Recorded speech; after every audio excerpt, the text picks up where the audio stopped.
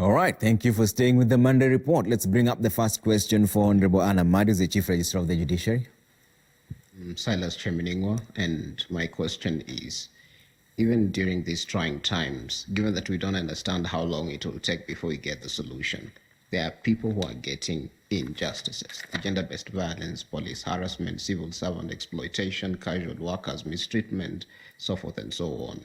You can name them. What is the judiciary doing to make sure that these people get justice done to them? Because we cannot say that we wait until everything is unlocked or things go back to normal. Honorable. Oh, thank you for that question.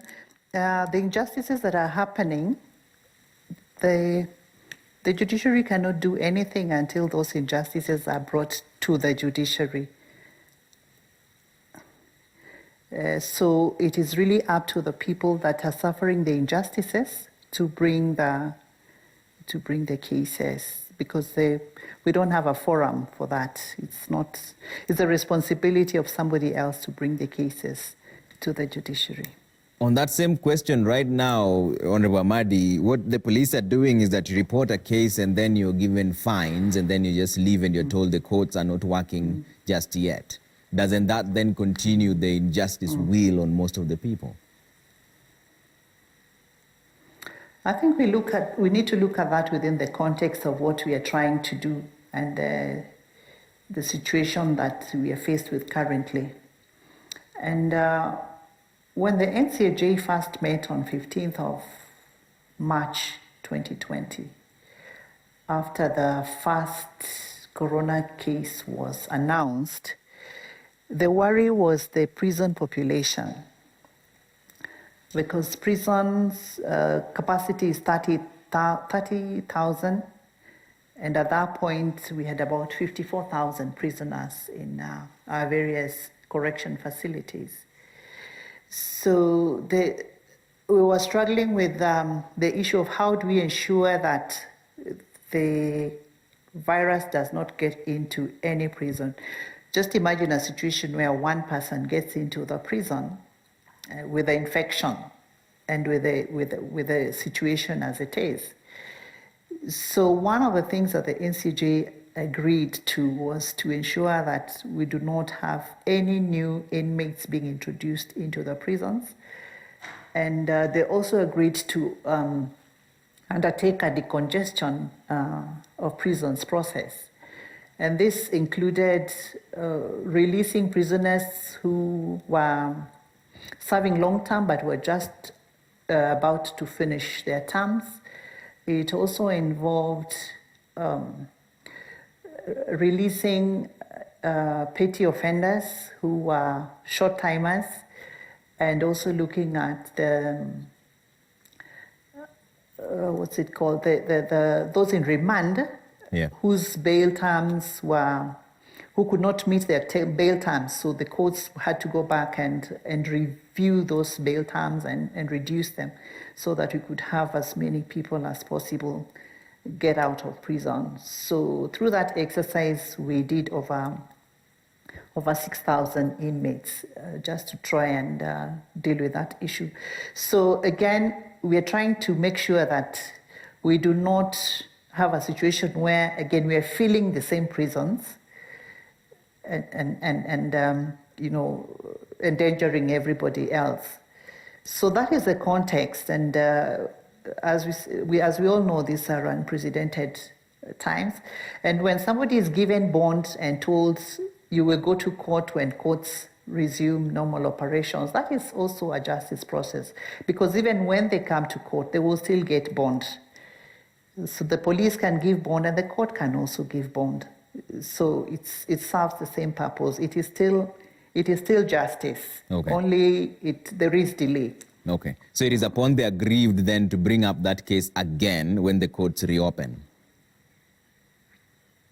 No, because once you have complained to the police and the police have taken the report and they've done their investigations and they give you bond, it's not the same as being released. It's just you've been bonded to avail yourself to give an appropriate time. Okay. And we have a question here from Nelson Harvey, who's the LSK president. He says the online mentions and hearing of applications at Milimani are being undertaken without the physical files. Why is that so?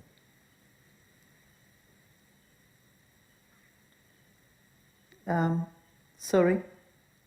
That was a question from Nelson Harvey, who's the LSK president. He says that the online mentions and hearings of applications at Milimani are being undertaken without physical files. Why is that so?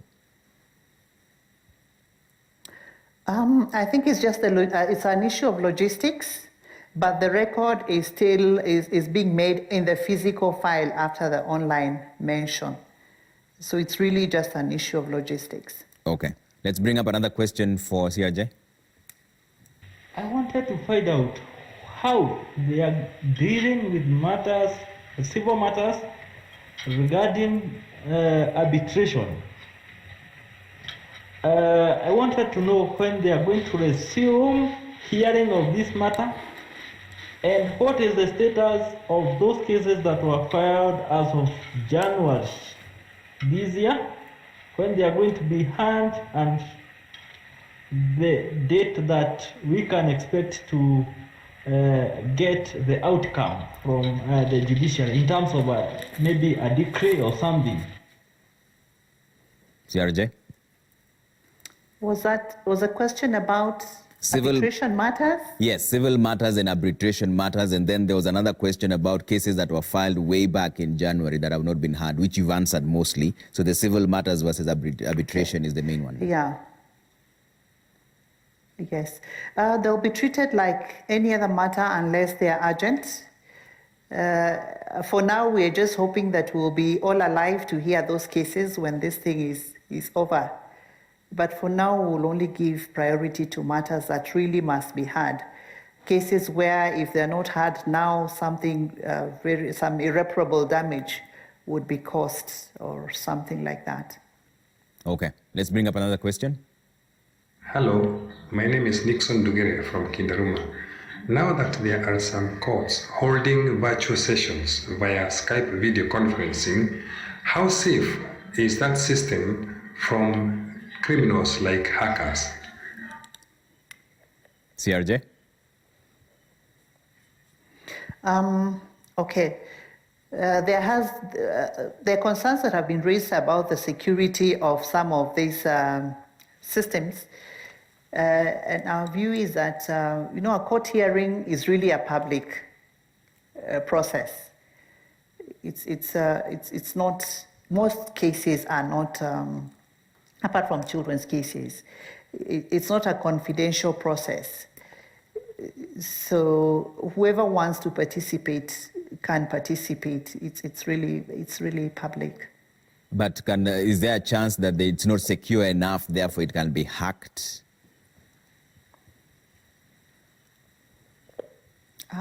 In what sense? Maybe even the judgment being altered by people.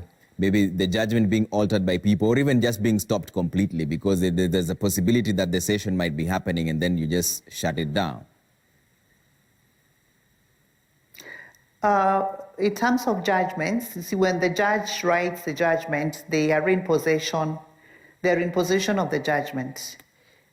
When after a matter has been finalized, the judge retains the file until they've done the judgment, and then they deliver it, so that if somebody altered it, the original will still be with the judge. Okay. We have another question here from Samuel Wanaina, who says, we have an ongoing case at the courts that the judge keeps adjourning since 2012. What do I do in such a case?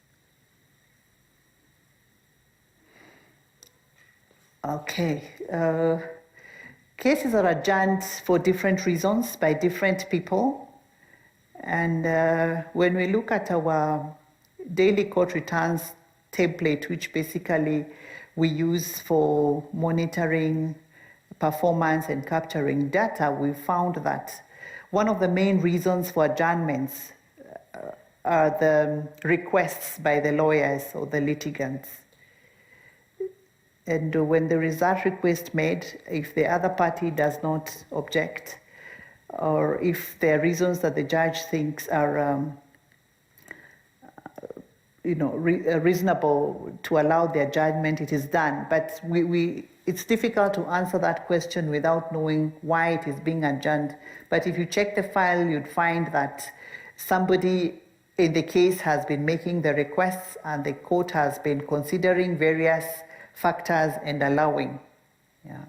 Okay. Let's bring up another question. So the other day, the CJ said that only urgent cases are being had at this time. So my question is, what are you looking at to determine whether a case is important or urgent? Because I believe those who are seeking justice, to them their case is just as important as any other case, and may end up feeling like justice is either delayed or just denied. CRJ?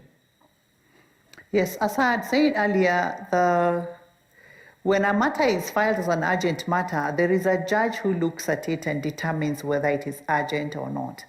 So if the judge feels that it doesn't meet the threshold of urgency, then it will not be heard just because it has been filed under certificate of urgency. The judge has to be satisfied that if this case is not heard today, there is a gross injustice that might happen tomorrow. Yeah. Okay. Let's bring up another question. I won a case on January this year. Is it possible to get the cash bill that I placed on my case? Thank you. CRJ? Yes, it is possible. All you need to do is to present the receipt and it will be processed quickly, immediately. Okay. On 22422, we have someone who says, my file has been misplaced whenever I go to the registry. What do I do?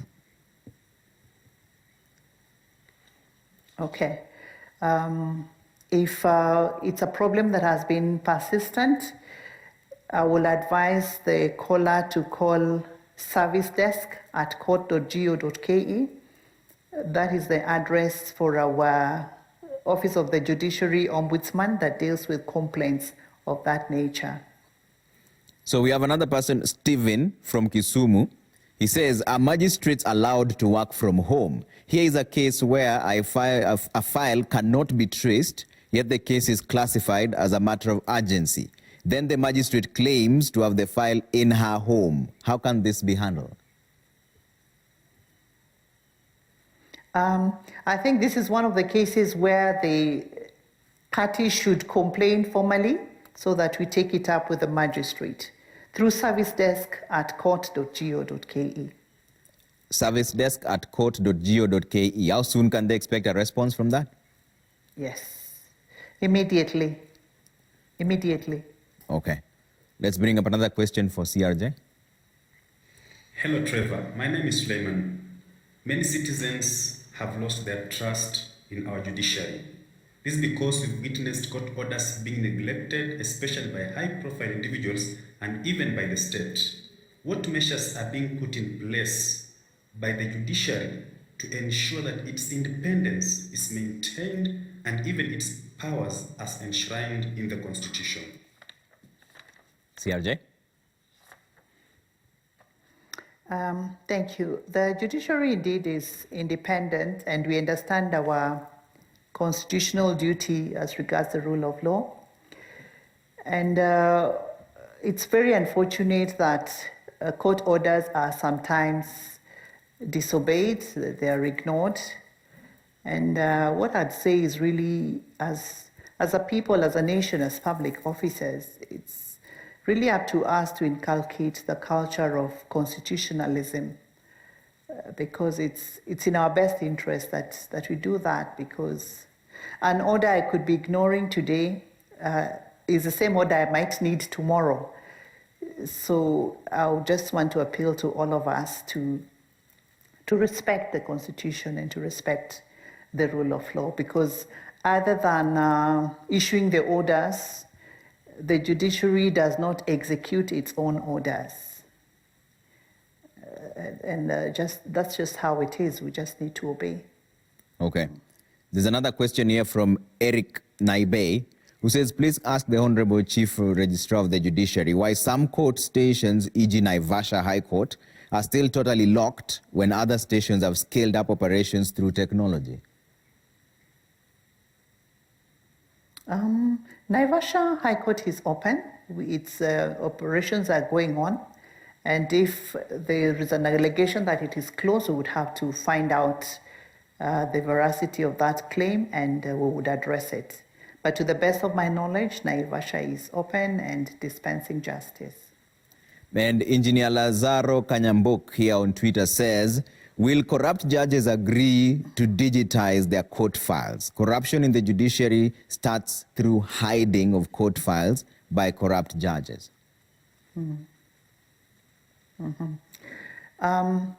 Corruption is something that we're struggling with. It is true that it happens in some courts. We know that we have very hardworking judges with integrity, but we also have those that have caused us some grief. And we believe that ICT is one of the ways through which we'll be able to deal with some of these vices. And unfortunately, corruption is, our litigants are very active participants in corruption because the judges don't bribe themselves. It's our litigants who,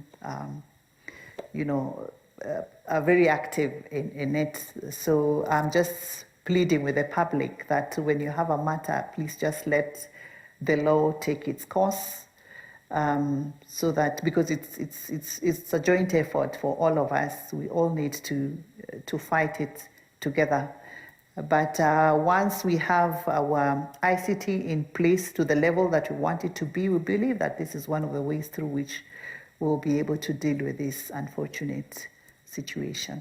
CRJ, is there a plan to ensure that court cases, the time frame is shortened, for example, so that you know that a court case cannot go beyond 2 years? We've seen court cases going up to 10 years, 15, some even the litigants give up. Is there a plan to shorten that period?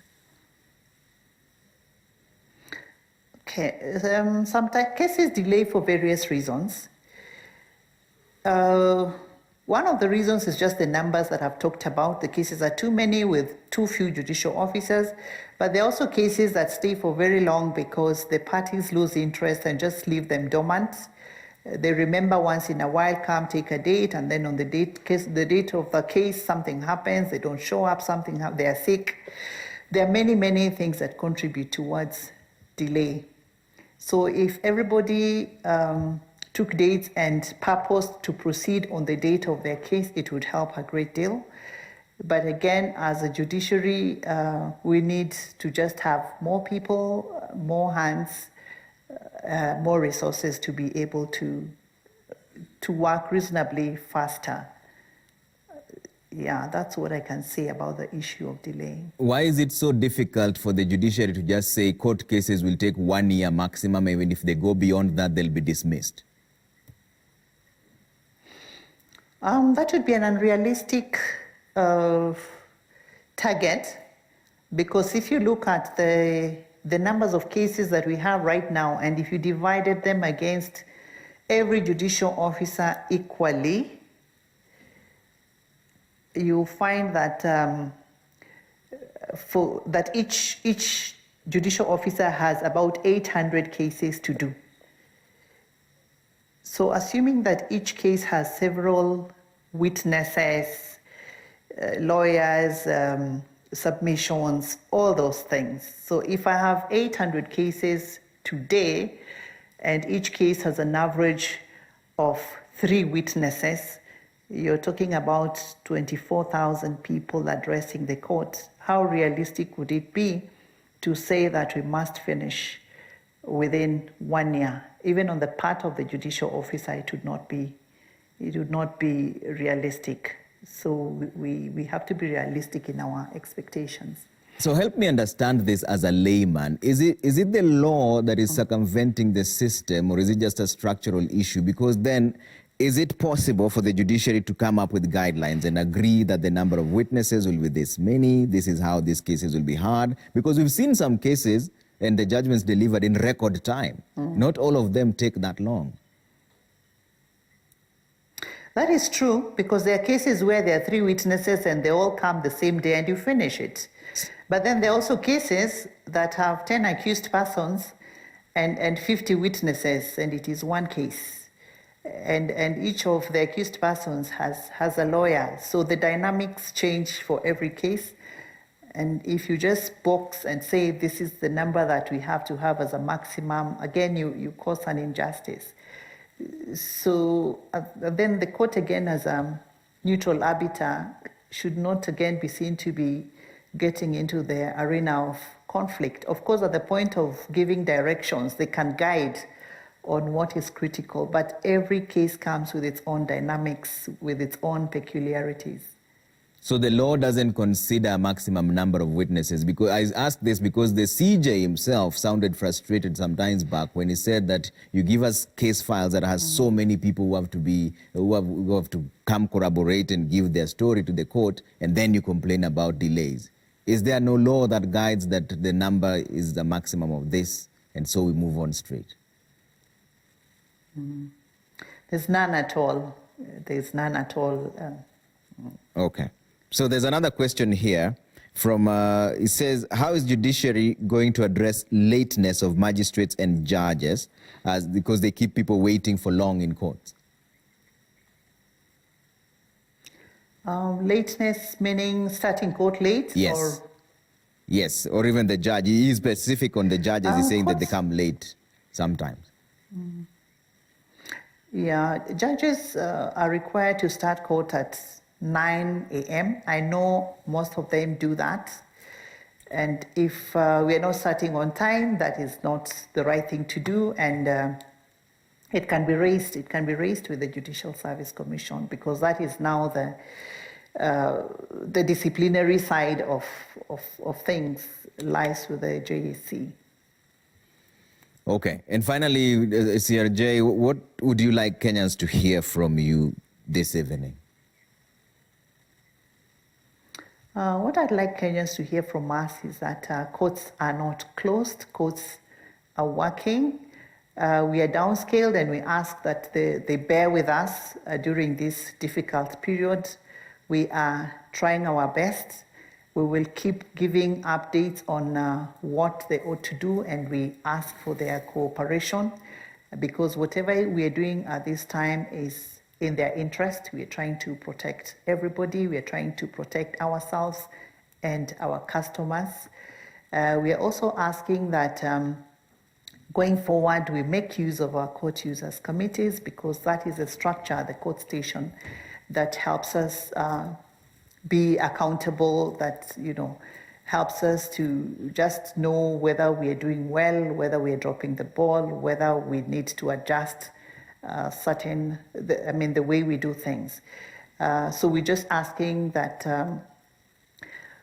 to bear with us. We are trying our best, and I believe that in the long run, it's in the interest of the country. All right. Honorable Amadi, Chief Registrar of the Judiciary, there speaking to us on various court issues. Thank you so much for making time this evening. And that's where we leave the Monday report. My name is Trevor Mbijo. It's a pleasure having you with us. And these are the numbers so far: 490 cases in Kenya as we speak, deaths 24, recovered 173. Out of all this, more than 70% are asymptomatic, all right? But still, stay safe, wash your hands, sanitize as much as possible, and let's make sure that we flatten that curve, all right? Bye for now.